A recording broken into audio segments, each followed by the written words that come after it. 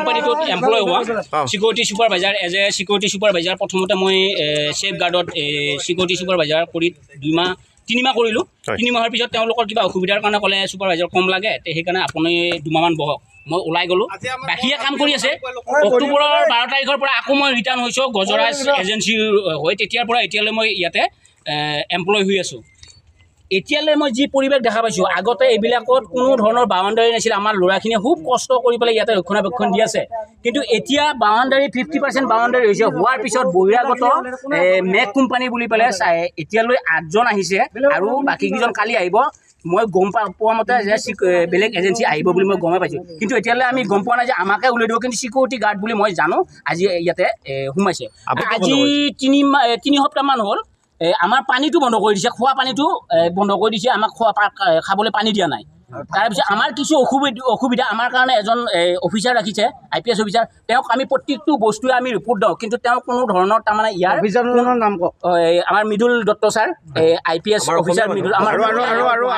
আৰু প্ৰত্যেকটো প্ৰব্লেমৰ কথা কৈ আছিলে কি হৈছিলে কি থাকা পোষ্ট নাই মানে বৰষুণ দিলে পোষ্ট নাই এটা কোনো ধৰণৰ পোষ্ট নাই আমাৰ আৰু কি গৰু খেদব লগাই আৰু গৰু খেদব লাগে সিকিউৰিটি কাম গৰু খেদা আৰু ইয়াতে আমি যিখিনি আমাৰ সমস্যা প্ৰত্যেকটো সমস্যা আমাৰ সিকিউৰিটি অফিচাৰ আৰু অফিচৰ মানুহক এইবিলাকক আমি প্ৰত্যেকটো আমি ৰিপৰ্ট আমি তেওঁলোকক দিছোঁ দিয়াৰ পিছতো যে তেওঁলোকে এইবিলাক কৰিব আমি তাৰমানে আজি 2-3 দিন আজি আমি আহিলোঁ আমাৰ বিলাসীদানা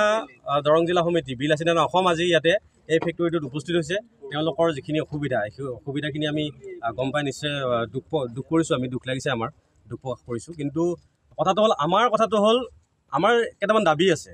ইয়াতে 90% খিলঞ্জীয়া তথা থলুৱা মানুহে ইয়াতে নিযুক্তি পাব লাগিব তেওঁলোকে যিটো ৰাজ চলাই আছে আমি গম পোৱা মতে আমি অলপ দিন আগতো আহিছিলোঁ আমি গম পালোঁ কেইজনমান ইয়াৰে স্থানীয় লোকৰ পৰা আমি গম পাই পেলাই আহিছিলোঁ তেওঁলোকৰ যিটো এজেণ্ডা মানে বাহিৰৰ পৰা মানুহ আনি সংস্থাপিত কৰি আছে ইয়াতে সেইটো কিন্তু আমি বিলাসীদানা অসমে হ'ব নিদিওঁ আমাৰ কথা হ'ল প্ৰথম কথা 90% অসমীয়া খিলঞ্জীয়া লোকে ইয়াতে সংস্থাপন পাব লাগিব যিহেতু অসমত আছে ফেক্টৰী এইটো বিহাৰত নাই বহিৰাগতৰ দপদপনি আমি কেতিয়াও সহ্য নকৰোঁ প্ৰথম কথা 2 নম্বৰ কথা হ'ল ইয়াতে প্ৰত্যেকজন সুৰক্ষা কৰ্মীৰ পৰা ধৰি ডিপাৰ্টমেণ্ট ৱাইজত যিমান কৰ্মচাৰী থাকিব যিমান ৱৰ্কাৰ থাকিব প্ৰত্যেকজনে তেওঁলোকৰ সা সুবিধা পাব লাগিব উদ্যোগিক যিখন আইন আছে এই আইনমতে তেওঁলোকে সা সুবিধা পাব লাগিব আমাৰ কেইটামান দাবী আছে আমাৰ প্ৰায় 4 দফীয়া আমাৰ দাবী আছে এই দাবীখন আমি দাবীখিনি আমি মেমৰেণ্ডাম হিচাপে আজি তেওঁলোকৰ যি বিষয়ববীয়া আছে শীৰ্ষ স্থানীয় বিষয়ববীয়া আছে তেওঁলোকৰ হাতত অৰ্পণ কৰি